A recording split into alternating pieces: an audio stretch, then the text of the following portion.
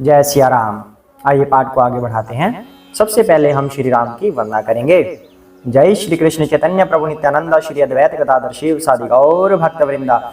हरे कृष्ण कृष्ण कृष्ण हरे हरे, हरे राम राम राम हरे हरे। जय सिया राम। श्री रामचंद्र रघुपुंग वैराज वै राजेंद्र राम रघुनायक राघवेश राजाधिराज रघुनंदन रामचंद्र दासु मध्य भक्त शरणागतो अस्मि।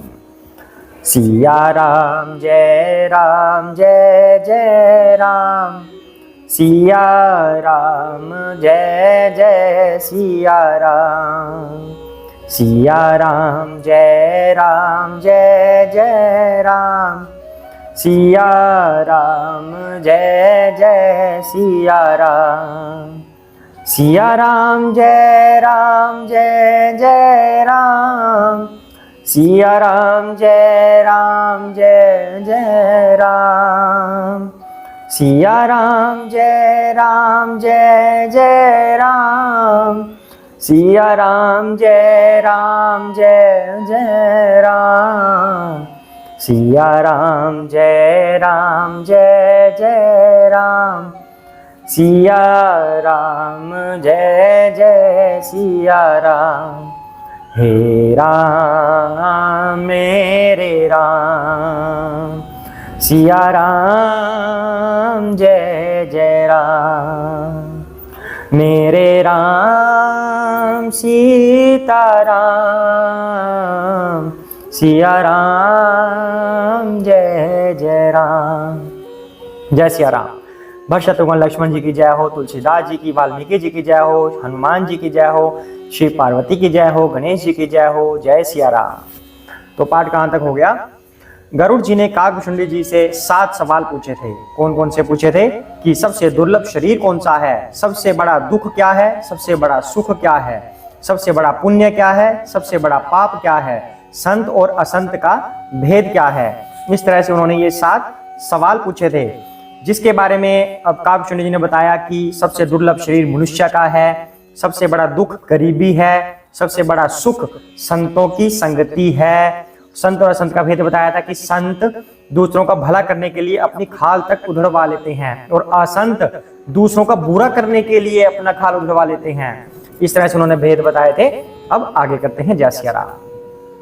पर संपदा विनाशी नसाही, जिमी शशि हति हिम उपल बिलाही, दुष्ट उदय जग आरती हेतु, जथा प्रसिद्ध अधम ग्रह केतु।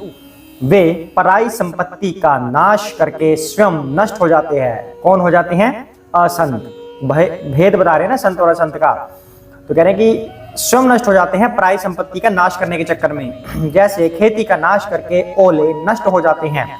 दुष्ट का अभ्युदय अर्थात उन्नति, प्रसिद्ध अधम ग्रह केतु के उदय की भांति जगत के दुख के लिए ही होता है। अर्थात जो बुरा व्यक्ति होता है, दुष्ट होता है, उसका जन्म ही दूसरों के दुख के लिए होता है। संत उदय संतत सुखकारी, विश्व सुखद जिमि इंदु तमारी, परम धर्म श्रुति विदित अहिंसा, पर निंदासम अग्न गरीसा। और संतों का अभ्युदय सदा ही सुखकर होता है, जैसे चंद्रमा और सूर्य का उदय विश्व भर के लिए सुखदायक है। वेदों में अहिंसा को परम धर्म माना है और पर निंदा के समान भारी पाप नहीं है। अब यहाँ पे पुण्य और पाप के बारे में पूछा था कि सबसे बड़ा पुण्य क्या है और सबसे बड़ा पाप क्या है। अब यहाँ पे पाप के बारे में बता दिया कि सबसे बड़ा पाप है दूसरों की निंदा करना।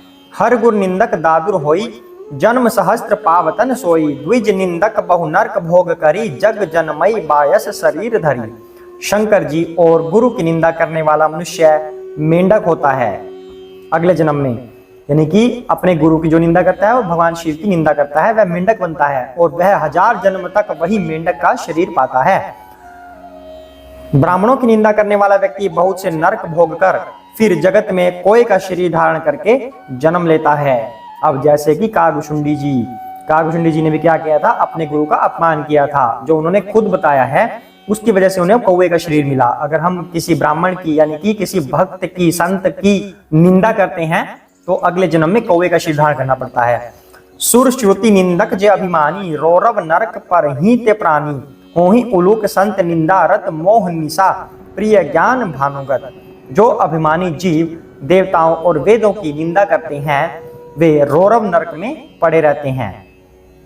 संतों की निंदा में लगे हुए लोग उल्लू होते हैं, जिन्हें मोह रूपी रात्रि प्रिय होती है और ज्ञान रूपी सूर्य जिनके लिए बीत गया, अस्त हो गया, ऐसा रहता है। अब कह रहे हैं कि जो लोग देवी देवताओं की और वेदों की निंदा करते हैं, जैसे कोई लोग नास्तिक होते हैं ना, वो कहते हैं कहाँ है देवी देवता, कहाँ है भगवान, कौन से वेद, ये सब लोगों की मन गढ़ंत कहानियां होती हैं। जो ऐसे निंदा करते हैं, कहते हैं वो रोरक नरक में पड़े रहते हैं। ये श्रीमद् भागवत और गरुड़ पुराण से लिया गया है। आप ये ऐसे कह सकते हैं कि उनकी एक छोटी सी छवि दिख रही है, उसमें सभी नरकों का वर्णन किया हुआ है। तो उनमें से छोटे छोटे हिस्से बता रहे हैं कि कौन कौन से नरक में जाता है। सबके निंदा जे जड़ करही, ते चमगादुर होई अवतरही, सुनहु तात अब मानस रोगा, जिनते दुख पावही सब लोगा। जो मूर्ख मनुष्य सब की निंदा करते हैं, वे चमगादड़ होकर जन्म लेते हैं। अर्थात हमें एक दूसरे की निंदा नहीं करनी चाहिए। जब भी हम बैठते हैं, दो दोस्त बैठते हैं, दो लेडीज बैठती हैं आपस में, तो क्या काम करते हैं हम? तीसरे व्यक्ति की निंदा करने लग जाते हैं, चुगली करने लग जाते हैं कि वो वैसा है, वो वैसा है। हम हमेशा करते हैं ऐसा काम, लेकिन यहाँ पे पुष्टि हो रही है, काकभूषुंडी जी कह रहे हैं कि जो दूसरों की निंदा करते हैं वे चमगादड़ होकर जन्म लेते हैं। अब क्या आप चमगादड़ बनकर जन्म लेना चाहोगे? अब इस बात को धारण कीजिए। अगर चमगादड़ नहीं बनना तो दूसरों की निंदा भी छोड़ दीजिए, श्री राम का भजन कीजिए और आपस में जब बैठें तो श्री राम की ही चर्चा कीजिए, उन्हीं के गुण समूह का वर्णन एक दूसरे से कीजिए, सवाल पूछिए या जवाब दीजिए, लेकिन श्री राम के गुणों का ही बखान कीजिए। जब भी आप लोग 2 या 3 या ग्रुप में कैसे भी बैठते हैं, व्यर्थ की बातें ना करें, सिर्फ और सिर्फ श्री राम या श्री कृष्ण के गुण समूह का वर्णन करें। हे तात अब मानस रोग सुनिए, जिनसे सब लोग दुख पाया करते हैं। मोह सकल व्याधिन कर मूला, तिन्ते पुनि उपजहि बहुसूला, काम बात कफ लोभ अपारा, क्रोध पित्त नित छाती जारा। सब रोगों की जड़ मोह है, अर्थात अज्ञान है। सब रोगों की जड़ जो मानस रोग होते हैं, मन के रोग होते हैं, कहते हैं ना डिप्रेशन आ गया उसमें, मैं कुछ कर नहीं पाया, मेरी नौकरी नहीं लगी, मुझे सफलता नहीं मिली, और क्या होता है, मेरे मार्क्स कम आए हैं एग्जाम में, क्या होता है, धीरे धीरे डिप्रेशन आने लग जाता है। फिर मोटिवेशनल स्पीकर के पास जाते हैं, तब भी कुछ नहीं होता। तो बता रहे हैं कि उन सब की जड़, उन रोगों की जड़ अज्ञान है। हमें पता ही नहीं है कि जिस चीज की वजह से हम इतना डिप्रेस्ड हैं, क्या हमें उस चीज की आवश्यकता है भी।